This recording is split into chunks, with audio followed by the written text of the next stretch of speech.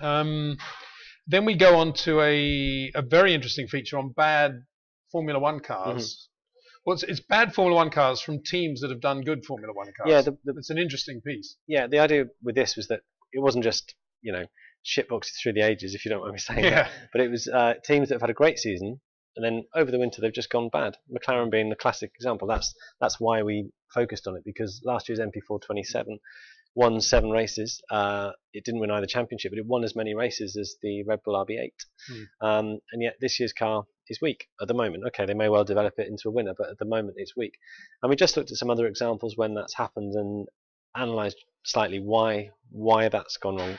Sometimes it's the pressure for a team to succeed, to push on from not quite having won, to do something radical the next year, and then that backfires on them. Brabham in the mid 80s is another good example. Yeah, and the Ferrari F92A, an extremely good example. But I would even go back to 1991 because, and the story's not told there, but the story is that you've got a very, very good car in 1990 with Nigel Mansell, Alan Prost running at the front, winning races, leading races, going very well, and then the whole thing being blown apart by politics and shifts of engineers and Enrique Scalabroni being squeezed out and Steve Nichols joining and wanting to do a compromise car, and Castelli, I think, was the engineer there at the time, the chief engineer, who said, well, we'll have advanced car and we'll have a conventional car and we'll run the two back to back at Monaco, or some ridiculous plan, and the whole thing just got blown out of the water, and that's where Ferrari went downhill.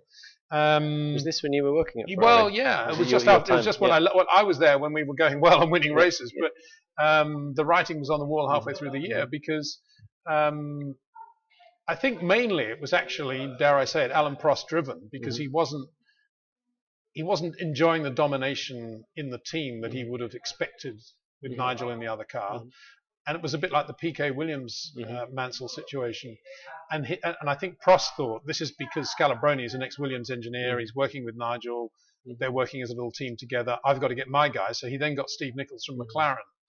And when Steve arrived, then Enrique left as a result, and it all went downhill, basically. And it was sad, because that was a great car. But some very good examples here. And the other thing that stands out to me is that MP4 28, the MP4 18, as we see here, was also a disaster. And the McLaren M18 Formula 5000 car was a disaster. So let's hope that the 28 doesn't go the same way, and they are able to get something back from that. Just to be fair to McLaren, we do make this point in the magazine. The 18 was developed into the 23, I think, 2005, which was obviously an extremely successful and fast car, brilliantly driven by Kimi and Montoya. And that point is made in the feature there, yeah.